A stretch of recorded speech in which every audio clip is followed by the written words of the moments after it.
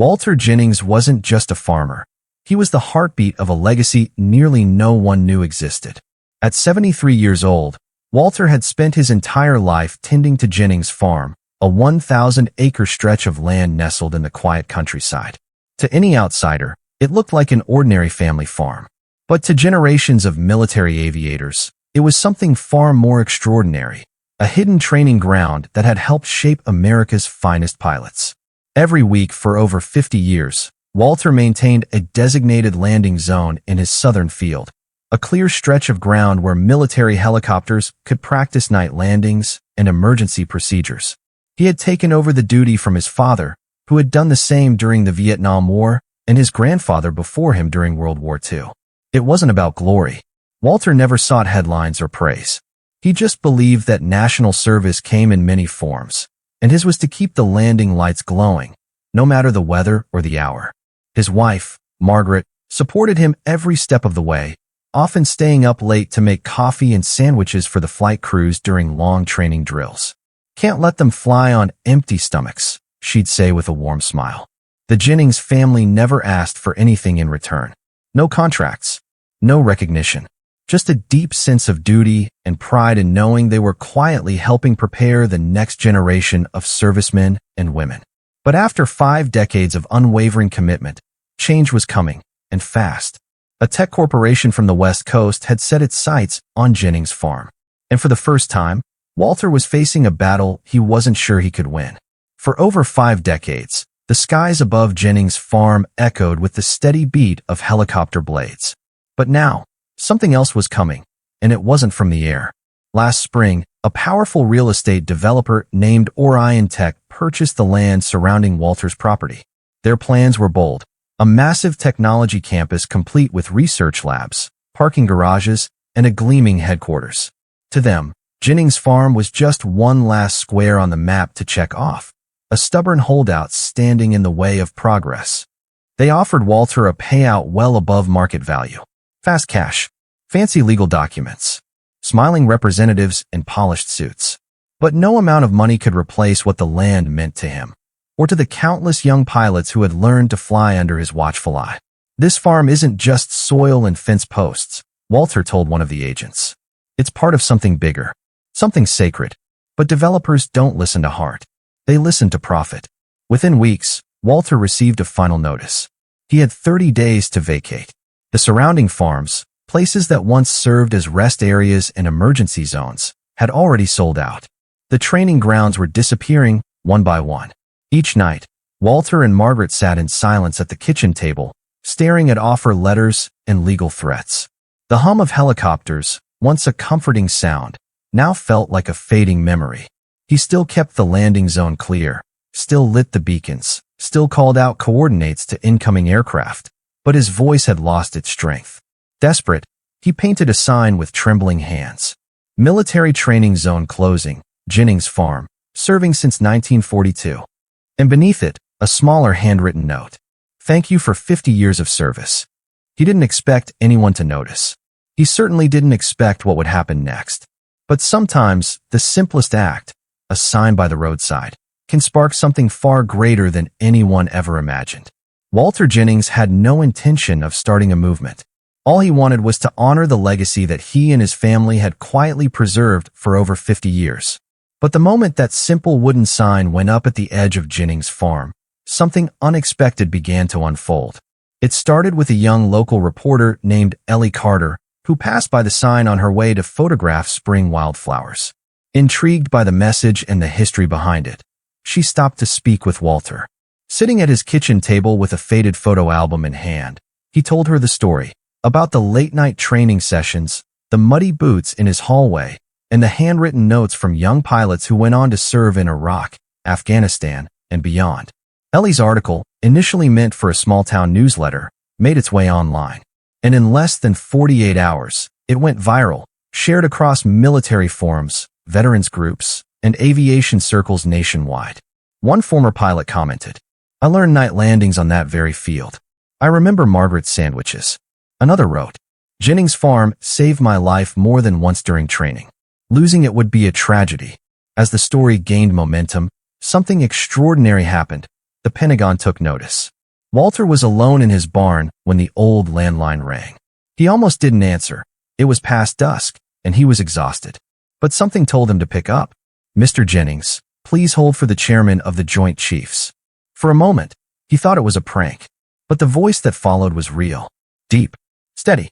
Commanding. The chairman had read the article. He had seen the photos. And more importantly, he remembered Jennings' farm. For 20 minutes, Walter spoke with one of the most powerful figures in the military, not about politics, but about service, about duty, about community, and about what it meant to quietly serve a nation without asking for anything in return.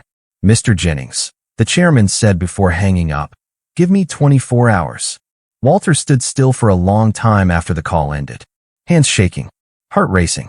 He didn't know exactly what was coming, but for the first time in months, he felt hope. The next morning, just as the sun began to rise over the mist-covered fields of Jennings' farm, Walter stepped outside to do what he'd done every day for the past 50 years, check the landing zone. But this morning was different. In the distance, he heard it, the unmistakable thump-thump-thump of rotor blades cutting through the morning air. Not one, but 4 military helicopters emerged over the treetops. First came an Apache, then 3 Blackhawks in tight formation. These weren't just routine training crews.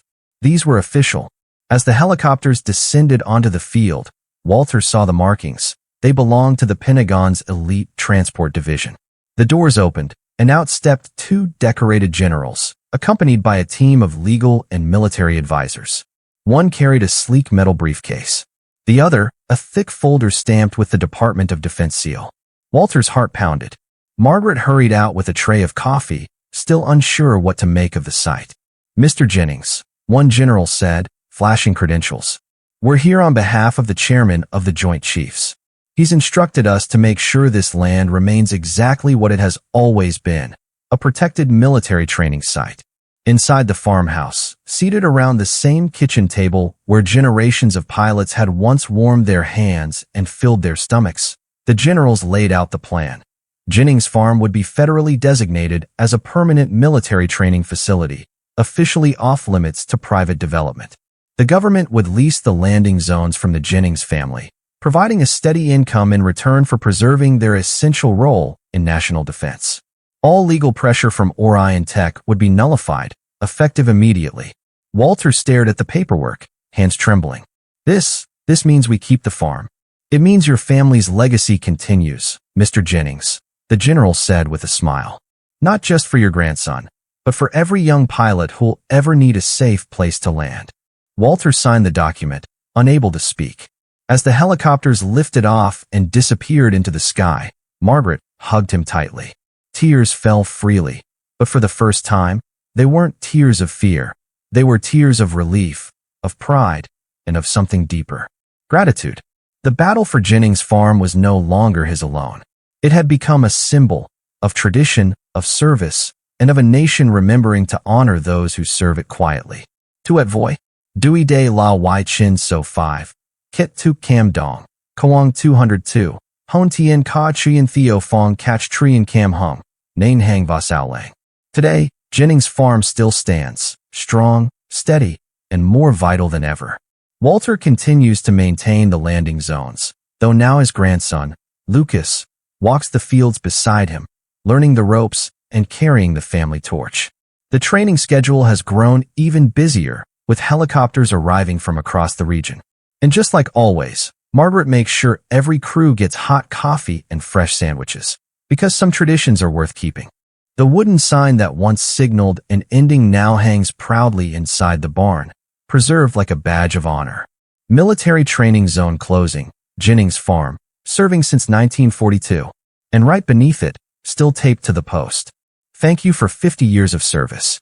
When people ask Walter about the day the generals came, or the call from the chairman, he just smiles and says, "I'm just glad they saw what we always knew. This place matters." Because in the end, what happened at Jennings Farm wasn't just about saving land. It was about remembering that true service doesn't always wear a uniform. Sometimes, it just shows up every day, does the right thing, and never asks for anything in return.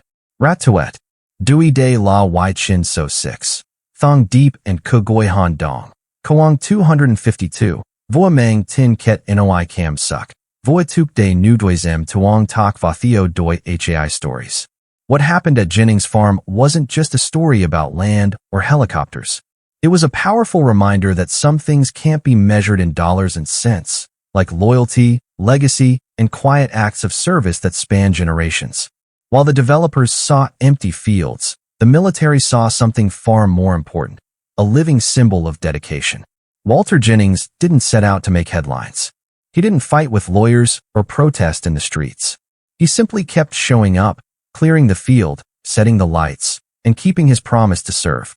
And in doing so, he inspired a nation to pause, remember, and act. At HAI Stories, we believe these are the stories that matter most, the kind that don't just touch your heart, but also make you think about your own values, your own legacy. Backhand index pointing right, what do you think? Would you have held on like Walter did?